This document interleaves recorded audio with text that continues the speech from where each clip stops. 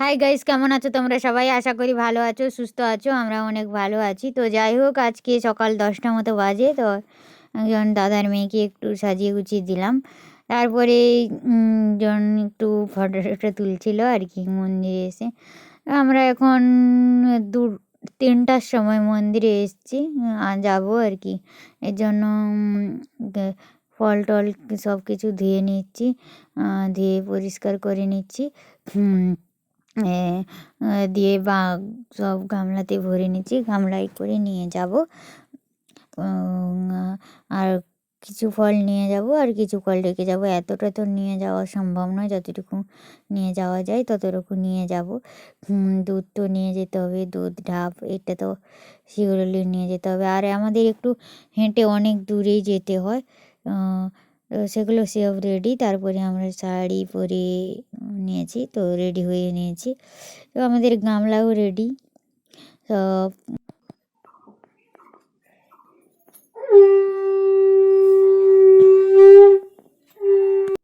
বোন যাচ্ছে গামলাটা নিয়ে, আমি নিয়ে যাইনি গামলা। ওই যে রাস্তায় আছি দুজনে, একটু গিয়ে ভিডিও করে নিলাম। দেরি তো হয়ে গেছে, এই জন্য প্রচুর রোদ ছিল, তাই দেরি করে বেরিয়েছি। তাও অনেক রোদ, আর হেঁটে হেঁটে যেতে হয়।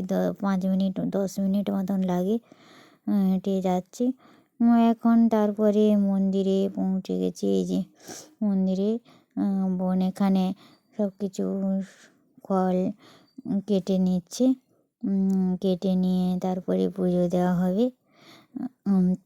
একটুটা টাইম লাগে। আর এখন খুব একটা জ্যাম ছিল না। তারপরে আমি একটু ভোগ কিনে নিলাম, ভোগ কিনে নিয়ে যাব।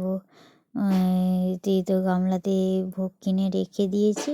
বোন এখন সবজিগুলো সব কেটে নিচ্ছে। তো এখন মন্দিরে একটু ওরে ওখানে প্রণাম করতে হবে, মন্দিরের বাইরে ধূপ দিয়ে বোন প্রণামটা করছে। তারপরে আমিও একটু করে নেব, করে নিয়ে তারপরে বাড়ি যেতে হবে। বাড়িতে তো বোনের ছেলেটাকে রেখে ছেড়ে এসছে, ঘুমিয়ে গেছে। যদি উঠে পড়ে তাই তাড়াতাড়ি একটু করছে আর কি, তাড়াহুড়ো করছে আর কি। তো প্রণাম করে এখন যাচ্ছি। দুজন প্রণাম করে নিলাম, প্রণাম সেরে যাব ভেতরেও প্রণাম করতে হবে। এখানে ধূপ জ্বালিয়ে প্রণাম করতে হয়। কেউ চারদিকে ঘোরে, তো আমরা কেউ ঘোরে, কেউ এমনি প্রণাম করে। ধূপ জ্বালিয়ে প্রণাম করা হয়ে গেল, এবার ভেতরে যেতে হবে। ভেতরে বোন তো ডাব আর দুধটা ঢেলে দিয়েছে, এখন সে ভেতরের প্রণামের কাজটা শেষ করছে। জায়গাটা খুব ছোটো, বসার একটু জায়গা থাকে না, একটু কম কম করে। যাই হোক, ঢুকে পুষ্পাঞ্জলি দেওয়া হয়ে গেছে। এই যে পুষ্পাঞ্জলি দিয়ে দুধ ঢাললো, সবাই একসঙ্গে 5-7 জন মতো পুষ্পাঞ্জলি দিয়েছে। তারপরে আমি একটু জল নিয়ে এসে ঢেলে দিলাম। ওইখানে তো এত কলসি বড় ছিল, এই কলসি আনার মতন ক্ষমতা নেই, অনেক দূর থেকে আনতে হয়। তাই বললাম সবাই কিছুজন ঘটিতে ঢেলে দিচ্ছে, তো ঘটিতেই ঢেলে দিলাম, ঘটিতে ঢেলে দিচ্ছি। আর হচ্ছে ওই যে ঘটিতে ঢেলে পঞ্চামৃতটা সবাইকে বামন ঠাকুর দিয়ে দিচ্ছেন। তো যাই হোক, আজকের ব্লগটা এখানে শেষ করব। সবাই ভালো থাকবে, সুস্থ থাকবে।